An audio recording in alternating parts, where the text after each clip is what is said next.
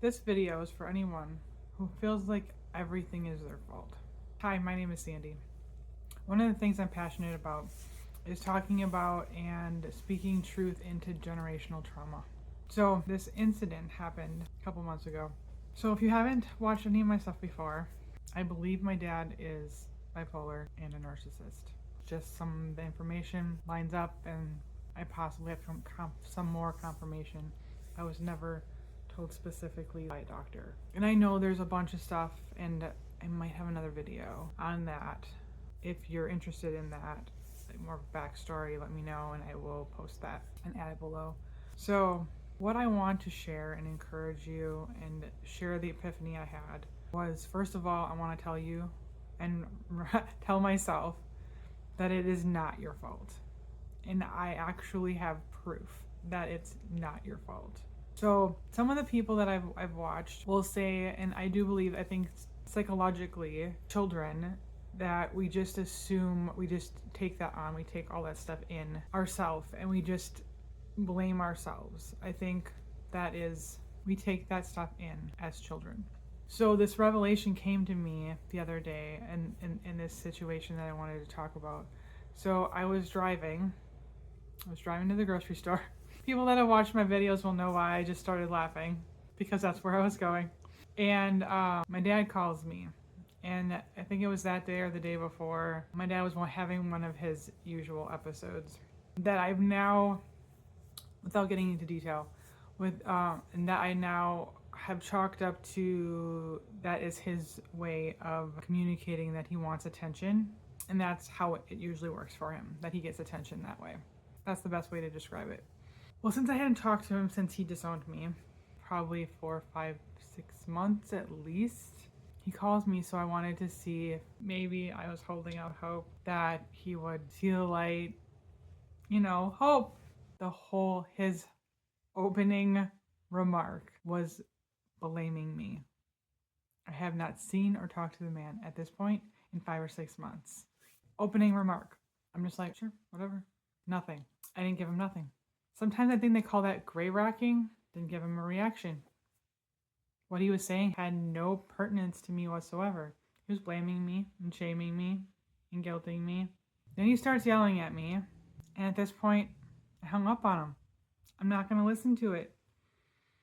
I think in total, I think it was about 5 minutes, because then I called him back because I was driving. First of all, listening to him yell at me and do all that. So I hung up with him because I was driving. And so I had a little time to think, and he knows what buttons to push to get a response. That's what he was looking for. He was looking for a response. And I tried again. I tried to talk to him again. And I can't remember, I probably was trying to defend myself or make reason out of chaos. I don't remember. But moments after I got to the grocery store, parked my car, and whatever brokenness, whatever you want to call it, the generational trauma, I called him back to try to speak reason or defend myself.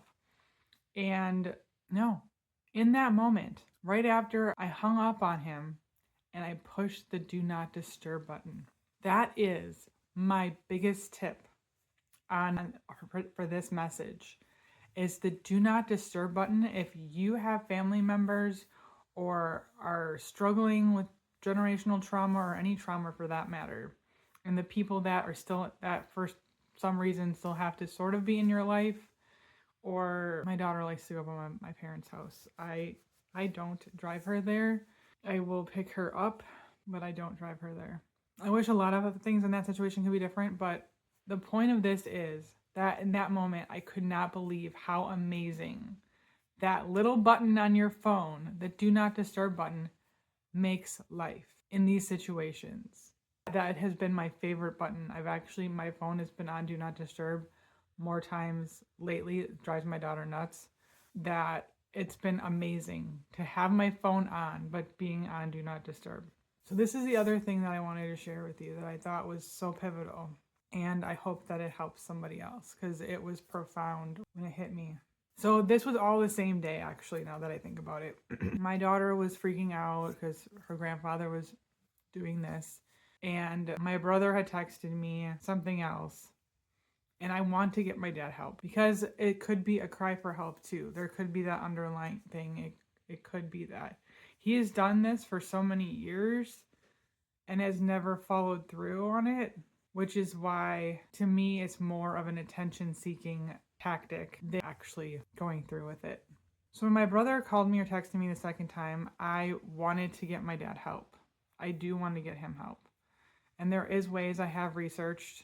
I can link some of the links below too, if you're curious about that too. But I've done the research and there is a way that I can get my dad help in this situation. So I conveyed that to my brother, and my brother turned it back on me and like, you're the one that needs help.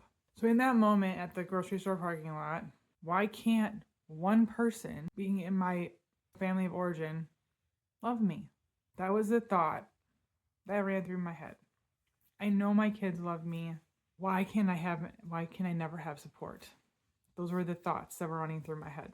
So I've been watching Aaron Doughty for a while, and his voice read through my head, and it said, do you really want to give them that power? I can literally remember I was walking into the grocery store, and I remember his voice saying, do you really want to give them that power? So as long as I can remember, there's always been this light inside me, and I would never have had a venue or audience or anyone to share that with. It has always been, I had to hide it to survive. Case in point. So what I've been working on is understanding how to be whole and complete by myself. But humans have this herd mentality. I want to be belonging and significance. Brene Brown always talking about that. I love her stuff. And belonging and significance is so important. Other influencers or inspirational people are always talking. One of the things that I've been focused on lately is that I came here. We all have come here for a reason. Light workers, which is what the Google definition of that has been my experience. So I chose this family for a reason. Just like my daughter, which still boggles me, chose me for a reason, even though she loves animals and I'm allergic. There's a reason. So I chose this family for a reason, to experience something. So that's the premise behind what everybody else is talking about. They're talking about that we've come to the planet to do a purpose, and that when we get here, we forget the reason why we came. That's my premise that I'm going on lately on navigating being divorced and going to school and trying to find a new career, whatever that might be, what my purpose is, why I came. After thinking about that a little bit longer and meditating on, I did say no, I don't want to give them my power. So sometimes when you write stuff, you're supposed to write the antithesis of your thesis. So what is the opposite of this? So one of the things I thought of was, what if I was so loved before, so incredibly loved and cherished for who I was? Because if you follow quantum physics, that is true. In a timeline, my dad's not bipolar. In a timeline, we have an amazing relationship. In a timeline, I don't have a bunch of allergies. And my daughter gets to have a dog. Maybe. I don't want to pick up after a dog, but I just read what I wrote. So if the opposite was true, that I was so incredibly loved that I wanted to come back and love people who could love me back, that were just completely incapable, and share something that maybe generationally was never in existence. And that's why I chose these people to come back to see if I could heal the lineage, to see if I could heal the energy of the lineage and break the strongholds that kept them in this horrible cycle. I share that point because I love genealogy. I've done the genealogy on my dad's side of the family. Not completely, but enough. That's why that makes sense to me. So one of the things that, there was a lot in the grocery store parking lot now that I think about it after reading this. That's why I wrote it down. It was kind of intense. So one of the things, and today of all days, is probably why I was passionate about recording this today, was that what if I had, in different timelines, this is true, that I have an amazing, incredible support system of all the people that of all the people that anyone would ever want. Not necessarily the tens and thousands of hundreds of followers or whatever, just their basics, like a mom and a dad and a partner and 5 friends, maybe, that kind of thing. I'm happy and cool with that. What if we can draw from those other timelines in that perfect scenario?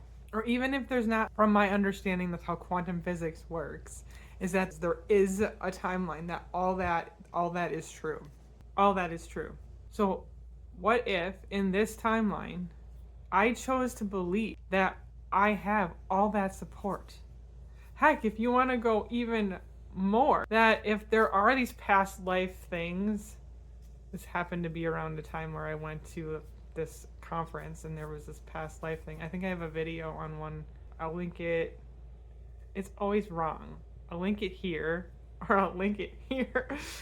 Now I covered my bases. That I went to this wellness thing and that I ended up doing this past life regression thing, which was totally hilarious. It's one of those little nuggets I'm going to keep with me forever probably. But anyway, that might be where I'm getting some of this from too. But what if I've mastered this whole thing in previous lives, and that's why I felt so powerful enough to come into this family and just break all these strongholds.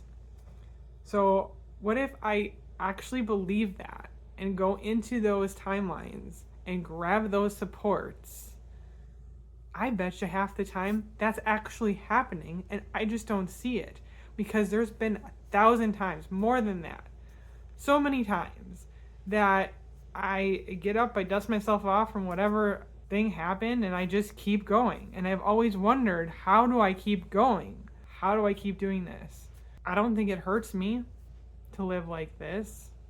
And if I'm putting that in my energy field, what I'm hearing is that what we have in our energy field, we attract it. And there's this opposite. I think that might be where I got this whole opposite idea from. I think it was Aaron. I watch a lot of Aaron stuff. So I think he was talking about, I cannot remember what it's called, but it's like, so if he uses the example, if you have everybody send you energy, you're almost repelled by that.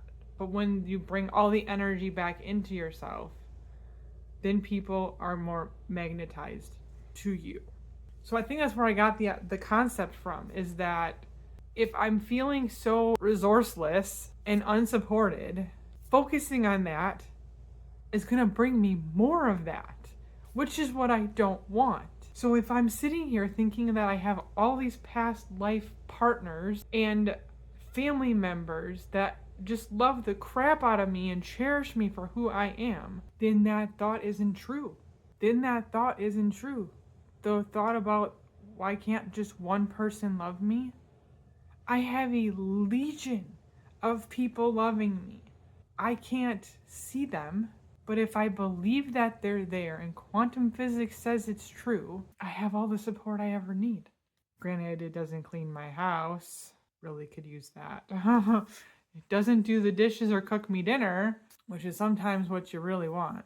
But in that moment, it does change that thought, and it takes away all the power. It brings back my power. So I wanted to leave you with this, all that story, to remind and encourage that at 42 years old, my father blamed me for something I had no part in at all whatsoever. So the revelation hit me at the fact that as an adult, my dad would still do that. What was he telling me as a child? So if psychology is saying that children are already going to absorb the fact that it's their fault, and my own father is telling me that things that are nothing to do with me are my fault, and I was a kid, so I'm sure I did some things that were probably kid stuff. My daughter's 14 and she still does kid stuff. So you can't tell me that he didn't do it then. So no wonder I think that everything is my fault. It was absolutely freeing for that. I mean, it hurt like crazy for my inner child and my child self that had to be my reality then. But I get to change my reality now. That I now know that most things, especially that have to do with anything regarding that situation or just growing up in general, it's not my fault at all whatsoever. And it's not yours either. So I want to leave you with this. I'm going to challenge you. Put your phone on Do Not Disturb. It is a glorious button. And when you feel like you are unsupported and without resources, know that you have a legion of support around you. You are not alone. You are deeply loved. And I'll catch you next time.